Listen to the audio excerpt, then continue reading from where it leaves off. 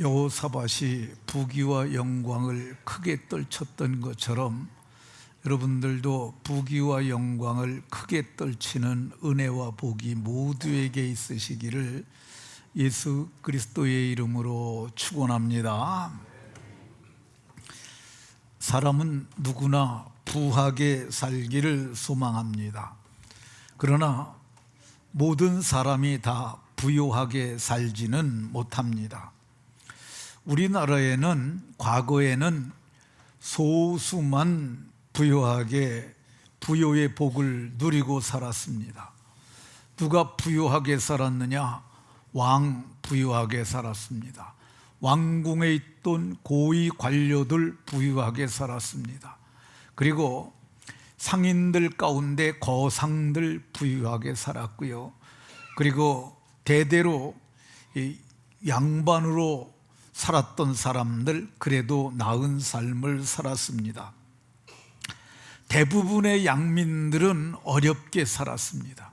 특별히 이 기근이 들었다든가 힘든 때에는 자연재해가 임했을 적에는 촉은 목피라고 그러는데 초는 풀이에요. 촉은 풀뿌리, 목은 나무, 피는 껍데기. 그러니까 나무 껍데기와 풀뿌리를 먹고 그렇게 살았던 때도 있었습니다. 그러나 지금 우리나라는 어떻습니까? 나라가 부자가 됐습니다. 상당히 많은 사람들이 부유하게 살고 있습니다. 저는 이거 아주 좋은 일이라고 생각합니다. 우리나라는 1910년에 한일 합병이라고 하는 끔찍한 일을 당해서 일제 치하에서 36년을 보냈습니다. 그리고 우리는 해방이 되고 5년 만에 남북이 또 피 흘리는 전쟁을 치렀어요.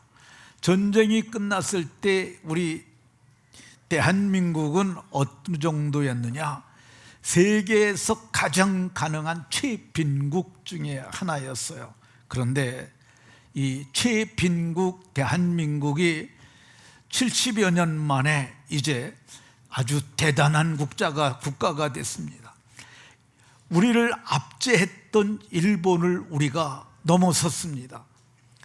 우리가 일본을 넘어섰다고 그러면 잘 납득하지 못하는 분들이 많아요. 아니, 우리가 어떻게 일본을 이길 수 있겠느냐? 특별히 이 전후 세대들은 그런 생각을 많이 가질 수 있습니다. 그런데 지난해 통계를 보면 어떤 분이 아주 명료하게 차트로 해서 올린 거를 보면은요, 이게 이제 대한민국과 일본의 생활 수준을 한눈에 비교하는 건데요. 쭉 보면 가장 중요한 게 1인당 GDP예요. GDP. 이게 35,000달러, 일본은 33,000달러. 우리가 2,000달러 앞섰습니다. 우리가 일본을 넘어선 거예요? 안 넘어선 거예요? 넘어섰습니다. 지난 1분기 1월달, 2월달, 3월달 수출 총액이 일본을 넘어섰습니다. 우리나라의 수출 총액이 2,206억 달러가 됐어요. 2,206억 달러. 이게 얼마나 큰 거냐 하면은요, 이게 우리가 세계에 보면은 한국이 5위에 올라갔어요. 일본은 8위예요. 우리가 일본을 넘어섰습니다. 근데 1분기 때 2,200억 했는데 2분기에는 더 올라갈 거라고 봐요. 3분기, 4분기를 합치게 되면 1조 달러를 넘어설 거라고 얘기를 해요. 그러니까 1조 달러를 달성할 수 있을 수도 있다, 이렇게 얘기를 합니다. 그럼 우리가 세계에 몇 위 정도 되느냐? 띄워보세요. 스크린. 네. 자, 보시면은 지금 5위잖아요. 근데 5위하고 6위하고는 차이가 많이 나요. 근데 지금 이거를 넘어서서 세계 4위까지도 올라갈 수 있다, 이렇게 얘기를 합니다. 우리나라가 부자가 돼가지고 나라가 부자가 되는데 기업들이 장사가 잘 된 거야. 그러니까 주식에 투자를 했던 사람들이 보통 11%의 수익을 났다고 그래요. 그 소득이 굉장히 많이 개인적으로도 증가했다, 이렇게 얘기를 합니다. 아주 좋은 일입니다. 이 부한 사람들, 그런데 돈이 많다고, 부하다는 말은 돈이 많다는 뜻이에요. 그러니까 돈이 많다고 사람들이 다 귀하지는 않습니다. 세속적 관점에서도 보면 돈은 많은데 그 사람들의 인격이나 그 사람들의 삶을 보면 천박하기 이를 데 없는 사람들이 있습니다. 근데 그런 사람들 귀한 사람들 아니에요. 졸부라고 할 수 있죠. 반면에 귀한 사람들이 있습니다. 재물도 많고 또 하나님 보시기에도 귀한 사람들, 그게 어디 있느냐? 우리 교회에 있습니다. 한국의 교회 안에 부하고 존귀한 사람들이 많아져야 할 줄로 믿으시기 바랍니다.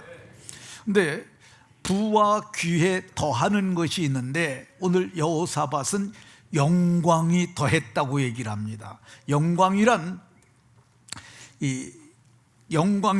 빛나고 아름다운 영예를 그 이름이 얻은 거야. 그 사람 너무너무 훌륭하고 존경스럽다, 영예를 얻은 거죠. 근데 오늘 성경을 보게 되면 여호사밧이 부귀와 영광을 크게 떨쳤다, 이렇게 말씀합니다. 여호사밧만 그러면 이렇게 부귀와 영광을 크게 떨쳤냐? 아닙니다.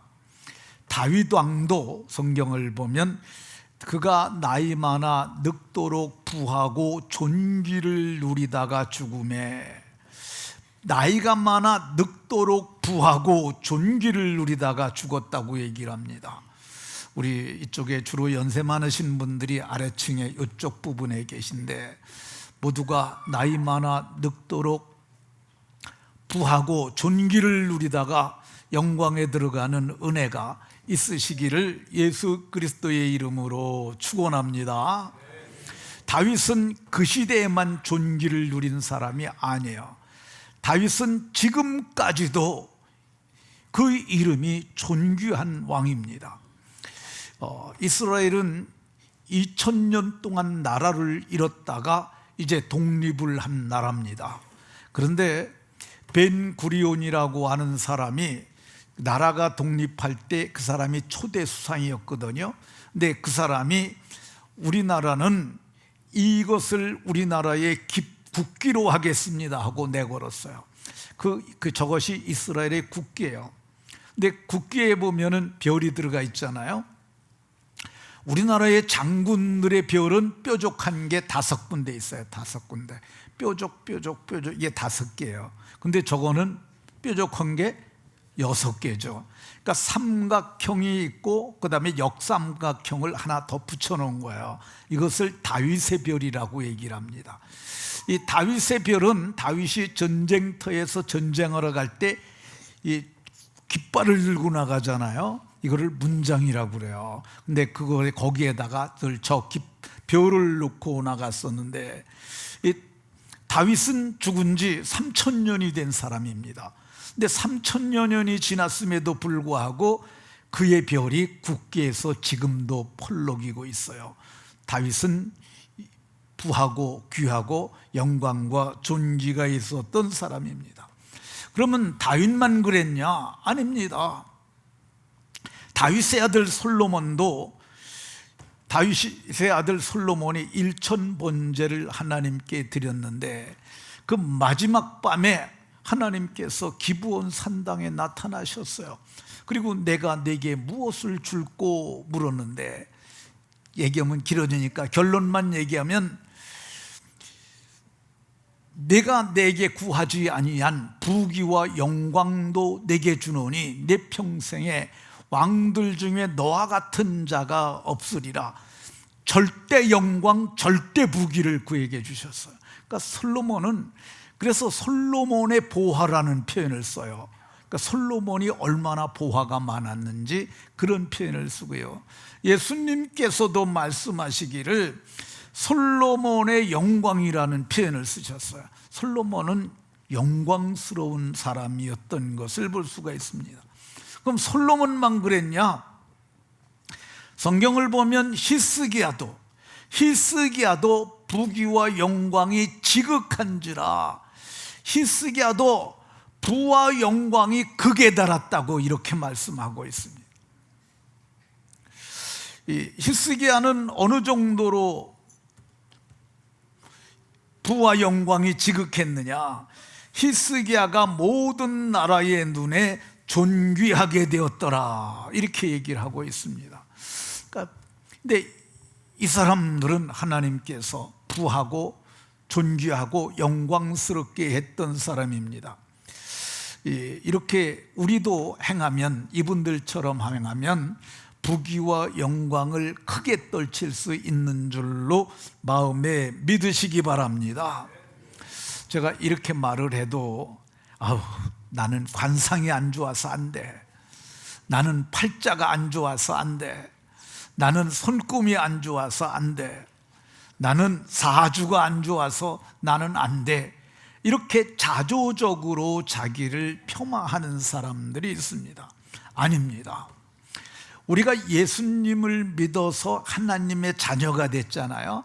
이런 사람들을 그리스도인이라고 불러요. 이 그리스도인은 어떤 사람들이냐? 하나님의 말씀을 받은 사람들이에요. 하나님의 말씀을 받은 사람들을 예수님이 뭐라고 그랬느냐? 하나님의 말씀을 받은 사람들을 신이라. 이거 예수님이 하신 말이에요. 이거 성경에 있는 말이에요.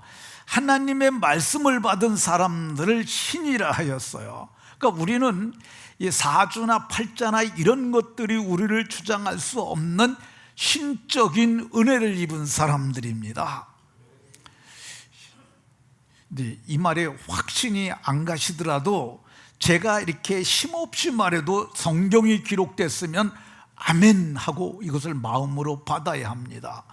성경에 하나님의 말씀을 받은 우리를 뭐라고 그러냐? 신이라, 이렇게 말씀하셨어요. 우리는 그래서 장차 신적 영광을 얻게 될 거고요.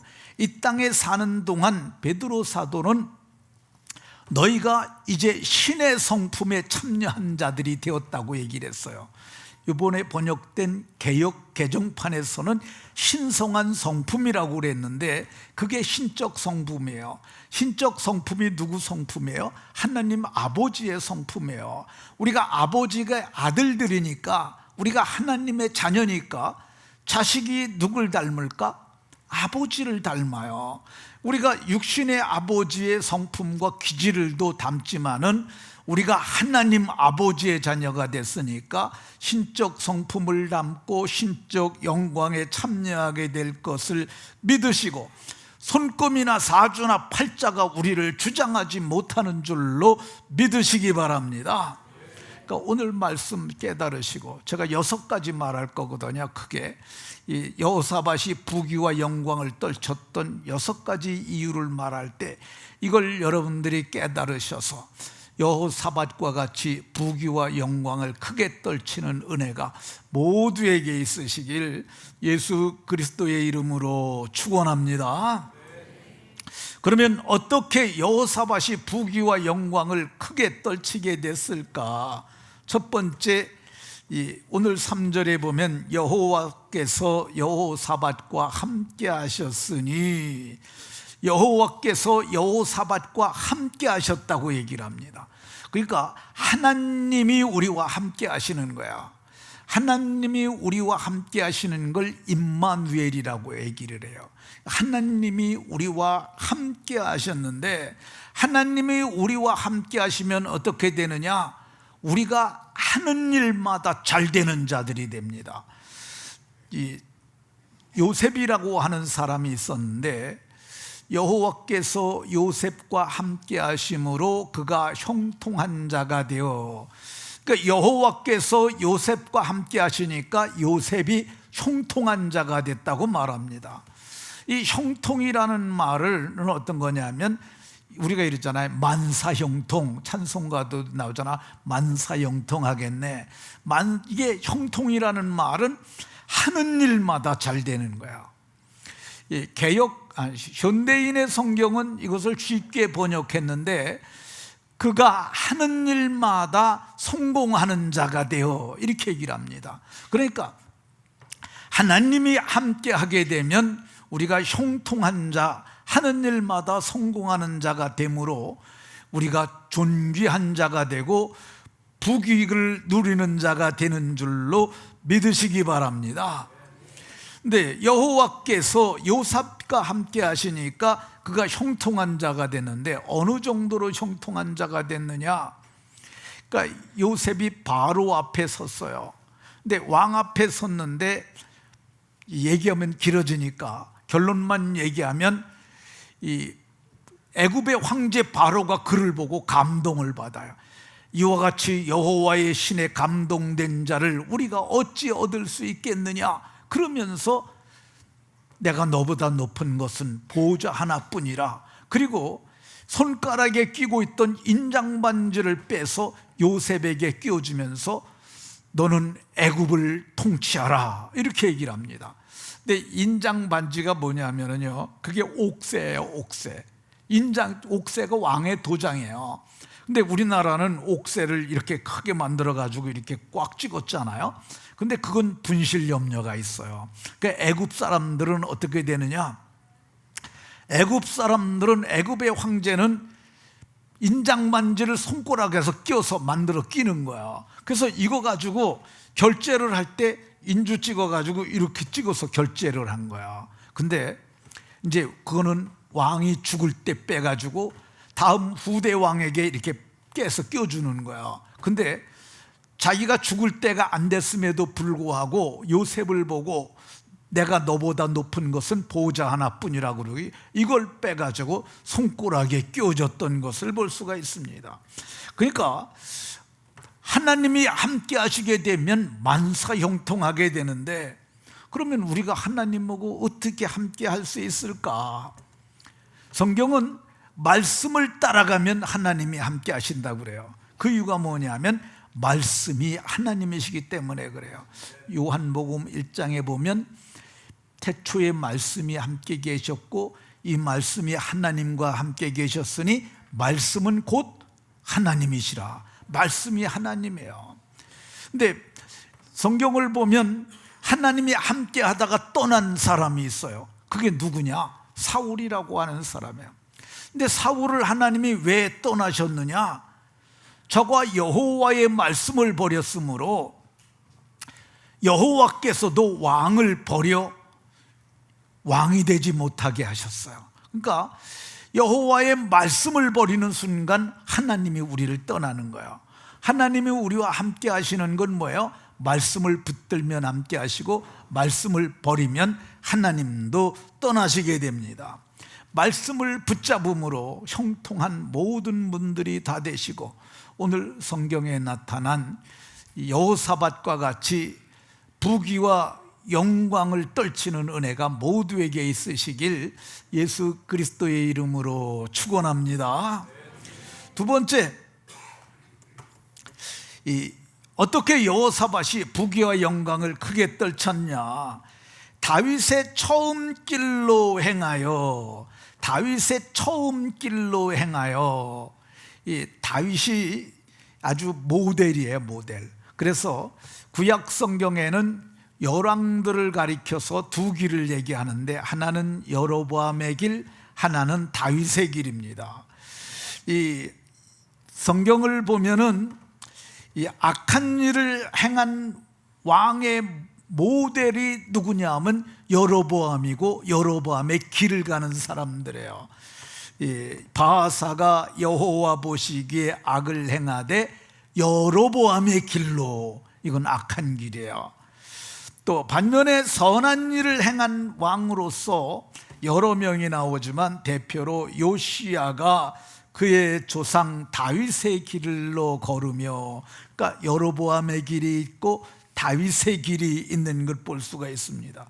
그런데 여호사밧은 어땠어요? 다윗의 길 중에서도 나중 길이 아니고 처음 길로 행하여, 이렇게 성경을 보면 이 처음 길로 행하였다고 이렇게 얘기를 합니다. 열왕기상을 보게 되면 그러면 처음 길하고 나중 길이 뭐냐? 그게 뭐냐면요, 이게 분기점이 있어요. 그게 한 40세 정도를 보는데, 다윗이 유다에서 30세에 왕이 되고 37살에 그가 헤브론에서 왕이 됩니다. 그러니까 다윗은 유다의 장로들에게 한 번 기름 부음을 받고 한 번은 이스라엘 장로들에게 기름 부음을 받아서 두 번째 왕이 되는 것을 볼 수가 있는데, 그러니까 왕이 됐으니까 남왕조와 북왕조를 통일하고 통일 이스라엘의 왕이 됐으니까 그가 얼마나 좋았겠어요. 근데 그가 좀 나라가 너무너무 부강해지니까 이제 등 따스고 배부르니까 전쟁터에도 안 나가고 왕궁 2층에서 낮잠 자고 일어나서 다니다 보니까 한 여자가 목욕을 하는 게 보이는 거예요. 그러니까 멀리서 봤는데 그렇게 이쁜 거예요. 그래서 그 여자를 데려다가 동침을 했어요. 근데 여자가 그러는 거예요.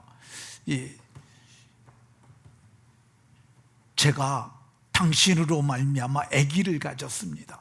그러니까 이거 왕이 참 민망하잖아요. 몰래 데려다가 동침을 했는데 아기를 가졌다니까. 그럼 어떡할까? 남편이 우리아라는 장군이었는데, 그러면 우리아를 얼른 오라고 그래가지고 우리아하고 같이 가서 하룻밤 자게 하고 나중에 아기 나면 우리아의 아기라고 우기자 그랬어요.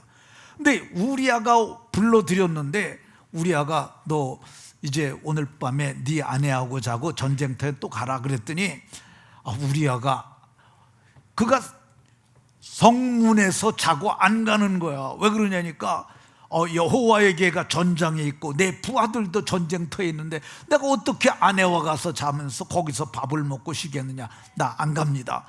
그러니까 그의 손에 밀서를 하나 줬는데, 그 밀서 내용이 뭐냐면 요압 장군에게 얘가 가면 선봉에 세워가지고 맞아 죽게 해라 그래갖고 우리아를 죽였어요. 근데 하나님이 그걸 보고 다윗이 평생에 여호와 보시기에 정직하게 했는데 햇사람 우리아의 일 요거 하나 빼고 했다는 거야. 그러니까 이게 다윗의 후반기에 나타나는 일이야. 근데 여호사밧은 여호와 보시기에 정직하게 행했던 첫 번째 길을 따라갔던 것을 볼 수가 있습니다. 그게 어떤 거예요? 정직하게라고 그러면은 우리는 거짓말하는 걸 정직하게라고 그러잖아요. 근데 성경에서 정직하게는 그게 아니고, 이 히브리어 야샤르라는 단어가 뭐냐면 꽃장 간다 그런 뜻이 있어요. 누구를 보고 가느냐? 하나님 바라보고 가는 거야. 말씀 따라가는 거야. 오늘 우리의 개념으로 보면 온전케 하시는 주여 믿음의 주인 예수님 바라보고 가는 거야. 근데 길을 가다가 왼쪽으로 치우치면 어떻게 되겠어요? 길에서 떨어져서 빠지죠. 오른쪽으로 가면 어떻게 되겠어요? 오른쪽으로 빠지죠. 근데 좌로나 우로나 치우치고 꽃장 가게 되면 하나님께서 부귀와 영광을 크게 떨치도록 복 주시는 줄로 믿으시기 바랍니다. 여호사밧이 부귀와 영광을 어떻게 크게 떨치게 됐느냐? 오늘 성경을 보게 되면 여호사밧이 오직 그의 아버지의 하나님께 구하고, 여호사밧이 기도를 하는데 오직 그의 아버지의 하나님께만 구하는 거예요. 우리가 기도의 대상을 명확하게 해야 되는데 하나님께만 구하였기 때문에 하나님께서 그를 복되게 하셨는데, 그럼 그의 아버지의 하나님이라고 하는데 아버지가 누구냐? 아버지가 아사라는 왕이었어요. 근데 이 열왕기상 22장 41절에 아사의 아들 여호사밧 그랬잖아요. 그러니까 여호사밧은 아버지가 아사예요. 근데 아사가 어떻게 살았느냐? 아사가 그의 조상 다윗같이 여호와 보시기에 정직하게 행해요. 하나님의 눈으로 봐도 여호와 보시기에, 그러니까 이 눈이 흐린 할머니 할아버지들 잘 못 보잖아요. 그런 눈 아니에요. 하나님의 눈, 이게 전지하신 눈이라고 그래요. 전지, 모든 만사 만물을 꿰뚫어 아는 그 눈으로 봐도, 야, 정말 아사가 다윗처럼 정직하게 가는구나, 하나님이 감동하시는 그런 사람이었는데, 오늘 여호사밧이 그의 아버지 아사가 섬겼던 하나님께만 기도했다고 얘기를 하고 있습니다. 그러니까 아사는 어떤 사람이었어요? 자기 아들에게 신앙을 잘 전승해 준 사람이죠. 여호사밧은 어떤 사람이에요? 아버지 신앙을 잘 물려받은 신앙의 계승자였던 것을 볼 수가 있습니다. 오늘 우리도 오직 하나님께만 전심으로 구하면은 하나님이 모든 문제를 다 해결하시고 하나님께서 부귀와 영광을 크게 떨치도록 복 주실 줄로 믿으시기 바랍니다. 여호사밧이 어떻게 부귀와 영광을 크게 떨치게 됐느냐? 6절에 보니까 그가 전심으로 여호와의 길을 걸어, 그러니까 여호사밧이 전심으로 여호와의 길을 걸었다고 얘기를 합니다. 길을 가르치는 말이 여러 개 있는데 여기는 다라크라는 단어가 쓰였어요. 이게 길이 있는데 오솔길도 있고 대로도 있잖아요. 근데 이거는 자꾸 다니다 보니까 길이 난 거예요. 그러니까 하나님 섬기기 위해서 성전을 찾아다니고, 믿음으로 살기 위해서 성전을 찾아다니고, 여호와께만 구하기 위하여 성전을 찾아다니고, 예배하기 위하여 성전만 찾아갔더니 하나님께서 그걸 기뻐 보시고 부귀와 영광을 크게 떨치도록 은혜 베풀어 주셨던 것을 볼 수가 있습니다. 여호와의 길을 걸었다고 그러는데 부정적인 국면이 3개가 있고 긍정적인 국면이 3개 있는데, 또 이렇게 얘기를 하면 또 어렵게 생각할 수도 있는데, 자, 어떤 게 소극적인 국면에서는 바알들에게 구하지 않는 거야. 두 번째, 아세라와 그 목상들을 유다에서 치운 거예요. 그리고 북이스라엘의 행위를 따르지 아니하였다고 이렇게 얘기를 합니다. 이게 뭐냐면 여호와의 길을 가는 사람들은 나쁜 짓 하지 않는 거야. 우상 섬기지 않는 거야. 이 마지막 3번째는 이스라엘의 행위를 따르지 않았다고 그러는데, 이스라엘의 행위가 뭐냐면요, 이스라엘은, 우리가 이스라엘 그러지만은 지금 이 시대에는 남유다, 북이스라엘 이렇게 나눠져 있던 세대예요. 남유다는 유다와 베냐민 지파, 그리고 뒤에는 위에 북쪽에는 10지파가 있었어요. 그런데 이제 북이스라엘의 왕이 여로보암이에요. 근데 왕이 되고 났는데 10지파를 떼어갖고 왕이 됐으니까 유다보다 더 크잖아요. 그래서 막 힘을 주고 있는데 걱정거리가 하나 생겼어요. 6월절이 되게 되면 다 예루살렘으로 가서 예배하러 가잖아요. 저놈들 다 갔다가 안 돌아오면 어떡하지? 그러니까 생각을 한 거야. 어떡할까 생각하다가, 뭐 힘들게 거기까지 가냐 그러고 베델과 단에다가 금송아지를 만들었어요. 그리고 뭐로 거기까지 멀리 가냐? 여기 너희를 애굽에서 인도해내신 금송아지 신이, 거기 가면 눈에 보이는 신이 있는데 이게 금송아지 신이다. 그래서 베델과 단에다 만들었어요. 그게 뭐냐면 백두산에 하나 만들고 한라산에 만들어 놓고, 뭐로 거기까지 가냐? 가까운 데 가서 예배하라고 이렇게 얘기를 했어요. 그래서 온 북이스라엘이 다 금송아지를 섬겼어요. 그런데 남유다의 여호사밧은 저것을 하지 않았다는 거예요. 여호와의 길을 적극 걷는 적극적인 국면이 있는데, 그게 뭐냐? 그의 하나님께 구하고 또 그의 계명을 행하고, 그의 계명은 크게 보면 10계명이에요. 근데 10계명을 예수님께서 오셔서 둘러주셨어요. 하나님 사랑하고 내 이웃을 내 몸처럼 사랑해라. 그런데 예수님이 하늘로 올라가시기 전에, 올려주시기 전에 하나로 만들어 주셨어요. 뭐라고 말씀하셨냐면, 내가 너희를 사랑한 것 같이 너희도 서로 사랑해라. 한번 따라 하십시다. 너희도 서로 사랑해라. 그럼 하나님 사랑하는 게 뭐냐? 계명을 지키는 것이라고 요한 사도께서 말씀하셨어요. 요한 1서 5장 3절에 보면 하나님을 사랑하는 거 뭐냐? 계명을 지키라는 것이에요. 그러면은 하나님께서 그걸 아시고 복 주신다고 얘기를 하고 있습니다. 하나님께서는 지금도 이렇게 전심으로 여호와를 찾고 여호와께만 구하고 하나님의 뜻을 행하는 자들을 찾고 계십니다. 역대하 16장에 보면 여호와의 눈이 온 땅을 두루 감찰하사 전심으로 자기에게 향하는 자들을 찾으시고 저들에게 능력을 베푸신다고 얘기를 합니다. 하나님은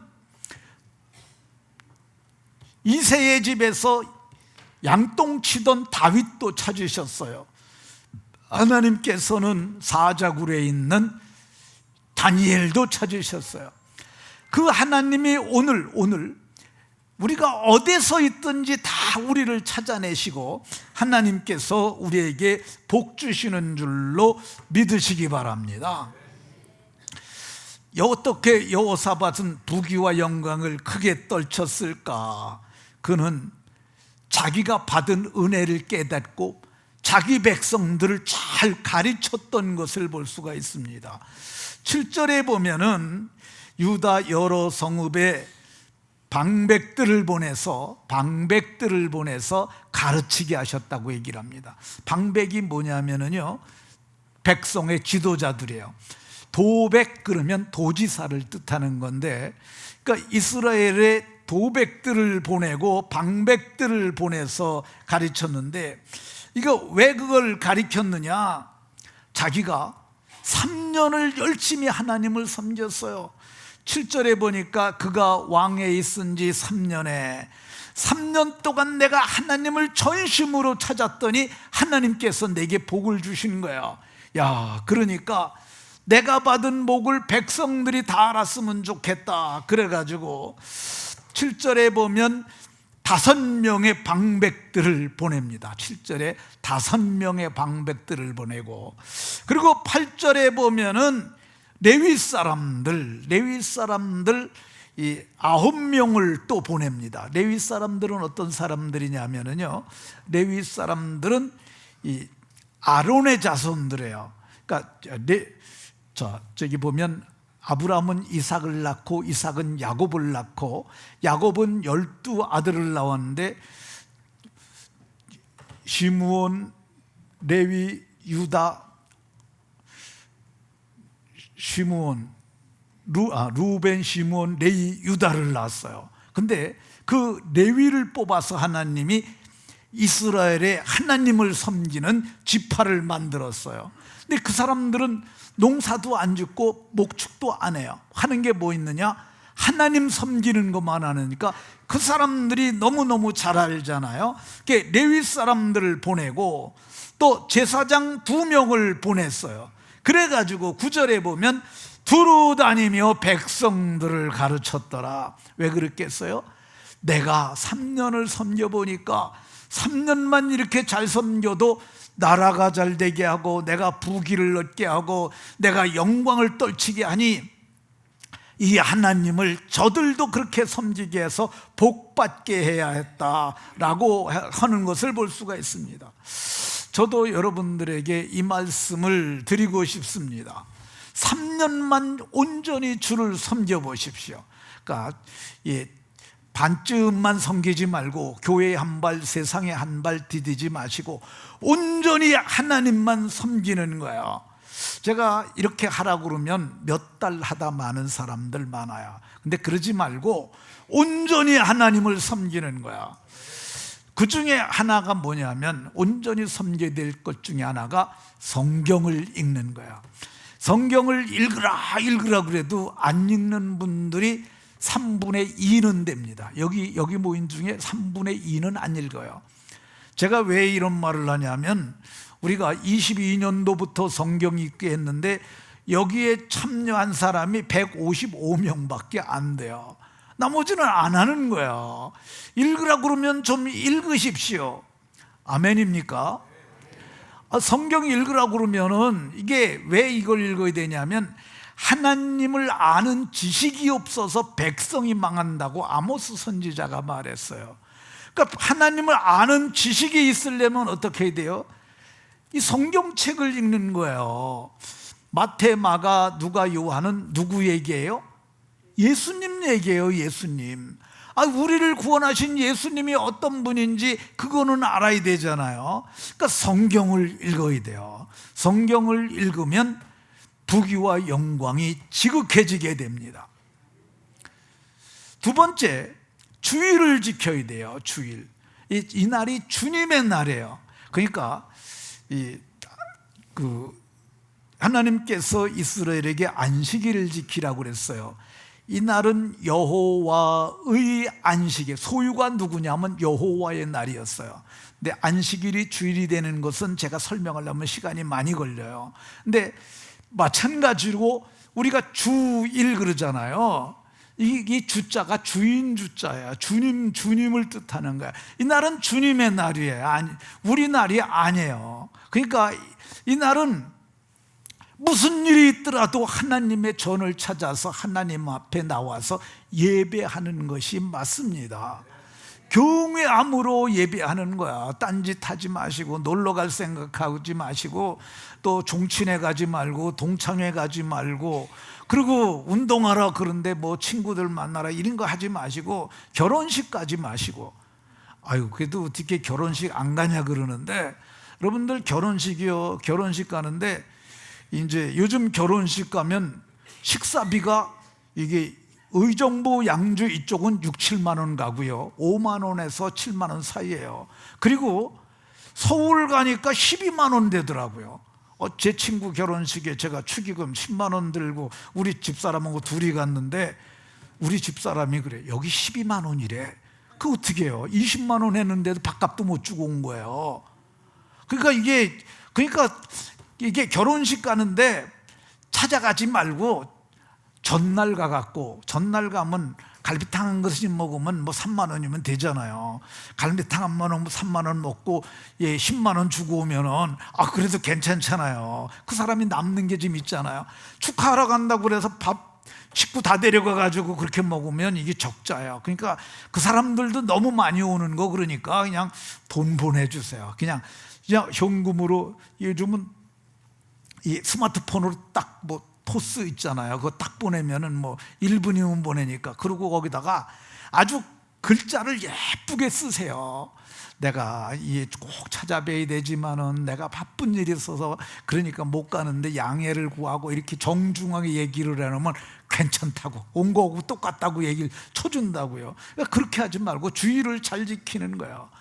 그러니까 온전히 주의를 지키는 거예요. 오후 예배 가게 되면은 오후 예배 보면 130명밖에 안 모여요. 많이 중고등부 학생들하고 이렇게 통합해서 드려야 200명 모여요. 나머지 분들은 다 어디 가는 거예요. 주일날 오후 예배 하세요. 그래 예배해야 맞잖아요. 그리고 성경에 11조들이라고 그래요. 말씀하세요. 이 성경을 보면 이렇게 말씀합니다. 재물과 하나님을 겸하여 섬기지 못한다. 재물과 하나님을, 그러니까 예수님께서 산상보훈에서 하시는 말씀이 재물과 하나님을 겸하여 섬기지 못한다. 선택하라는 거예요. 하나님을 섬기는 사람들은 재물을 다스리면서 살고요, 재물을 섬기는 사람들은 재물의 종이 돼요. 주일날 되면은 주일날 돈 벌러 가는 거, 이건 재물의 종이 되는 거예요. 그렇게 살면 안 돼요. 어떻게 해야 되느냐? 위대한 결단을 하는 거예요. 어느 날 딱 결단을 하고, 나는 이제 재물의 종이 되지 아니하고 재물을 다스리면서, 재물을 부리면서, 재물을 일시키면서 살겠다. 그러면은 재물이 일을 하는 거야. 근데 우리가 하나님을 섬기고 재물을 섬기지 않는다는 믿음의 고백이 뭐냐면 그게 11조예요. 내가 하나님만 섬기겠다는 고백으로 재물을 다스린다고 하는 마음으로 11조를 드리는 거야. 소득의 11조를 드리는 거야. 근데 이거를 못하는 분들이 참 많으세요. 11조 못하면 믿음이 없다고 봐야 돼요. 그러니까 믿음이 있는데, 있기는 있는데 행함이 없는 믿음이죠. 행함이 없는 믿음은 야고보 장로님은 죽은 믿음이라고 그래요. 근데 11조를 구별해서 하나님 앞에 드리는 것이 아주 중요합니다. 근데 오늘날의 성도들이 11조 드리기 힘들어 하니까 그걸 이용하는 악한 자들이 있어요. 그게 마귀에 속한 자들이고, 그게 목사들 중에서도 인터넷에 조회수 올리려고 11조 드리지 마라, 11조 드리지 않아도 된다, 이런 걸 써놓는 사람들이 있어요. 그게 마귀에게 속한 자들이라고 저는 봐요. 아니, 성경에 이 말라기 3장 10절 이하를 보면 11조에 관한 얘기가 10절에만 나오지 않고 뒤에도 쭉 나와요. 거기에 보면 11조는 반드시 하라고 말씀하고 있어요. 근데 어떤 사람은 그렇게 말해요. 11조는 율법이다, 그러니까 안 해도 된다고 얘기를 해요. 근데 11조를 제일 처음 드린 사람이 누구예요? 아브라함이잖아요. 아브라함이 제일 먼저 드렸어요. 아브라함은 모세가 오기 600년 전 사람이에요. 율법은 모세로 말미암은 것이고, 모세 이전에 이미 예수님, 아브라함이 11조 드렸어요. 그러니까 이거 율법 아니에요. 그걸 율법이라고 무식하게 얘기하는 사람들은 정말 한심한 사람들이고, 그거한테 속는 사람들은 도올 김용옥에게 속는 거고 똑같아요. 김용옥도 똑같은 얘기를 해요. 근데 그 사람은 더 한심한 얘기를 하는데, 아니 그건 구약의 가르침이지 신약의 11조라는 말이 어딨냐? 11조라는 말이 있습니다. 마태복음 23장 23절에 보면 바리새인들을 향하여 너희가 박하와 회양과 근처에 10의 1조를 드리나 더 중한 바 의와 인과 신은 버렸도다. 이것도 행하고 저것도 버리지 말아야 할지니라. 그러니까 11조도 하고 의와 인과 신도 버리면 안 된다고 말씀하셨어요. 이거 예수님이 하신 말씀이에요. 그런데 이런 걸 자꾸 변개해가지고 하는 사람들, 여기에 속으면 안 돼요. 11조 온전히 드리게 되면은 하나님께서 하늘의 문을 여시고 복을 붓는다고 얘기를 해요. 기독교인들의 재물관은 어떤 거냐면요, 나는 악착같이 벌어서 돈을 모으겠다. 이거는 세상의 거지근성을 가진 사람들의 재물관이에요. 하나님을 믿는 사람들은 어떻게 되는 거냐? 하나님이 부어주시는 거야. 기적의 복을 경험하고 사는 거야. 그러니까 우리는 11조 드리면 손실이 난다고 생각하잖아요. 그거 아니에요. 그게 우선으로 돼야 되는 거야. 제가 어제 존 리라고 하는 우리나라 메리츠 증권의 대표를 했던 분의 영상을 하나 들었어요. 그게 뭐냐면 새롭게 하옵소서, 거기 나오는 건데, 제가 그거 보면서, 그분은 미국에 가가지고 그냥 아무것도 없이 시작해갖고 지금은 뭐 거부죠, 거부. 근데 그분이 그래요. 그분은 뭘 얘기를 하느냐면, 성도들의 재물관을, 그분은 그걸 가르치는 학교를 세웠어요. 근데 그분은 첫 번째 11조 띄고, 그리고 노후를 위한 11조를 띄라고 얘기를 해요. 그분은 그래야 노년의 삶이 보장이 된다는 거야. 노후를 위한 11조를 띄든지 10의 2조를 띄든지 그걸 띄워놓고, 그리고 나서 나머지를 생각을 해야지, 먼저 쓸 것을 다 쓰고 나서 남으면 11조 드리는, 그건 잘못된 신앙이라고 얘기를 해요. 근데 그분은 유대인 교육을 많이 배워가지고 그 미국에서 뉴욕대에서 공부를 많이 하신 분이고, 특별히 재물에 관한 특별한 재능이 있으신 분인데, 그분이 그런 말씀을 하십니다. 오늘 사실 설교를 많이 준비했는데 여기까지만 오고 마치도록 하겠습니다. 말씀을 마치도록 하겠습니다. 우리는 세상을 살아가는 동안 가난하게 살 수도 있어요. 세상 사람들에게 짓밟히면서 세상 사람들 발밑에도 살 수 있어요. 반면에 우리는 세상을 다스리면서 살 수 있어요. 하나님은 최초의 아담에게 세상을 다스리라고 말씀하셨어요. 재물도 다스리고 살아가는 거예요. 모두가 재물을 다스리며 살아가는, 그래서 부귀와 영광이 지극한 인생들이 다 되시기를 예수 그리스도의 이름으로 축원합니다. 하나님, 오늘 말씀을 통해서 주의 법을 알게 하시니 참 감사드립니다. 사랑하는 모든 성도들이 여호사밧과 같이 부귀와 영광을 크게 떨치는 은혜가 있게 하여 주옵소서. 예수 그리스도의 이름으로 기도하옵나이다. 아멘.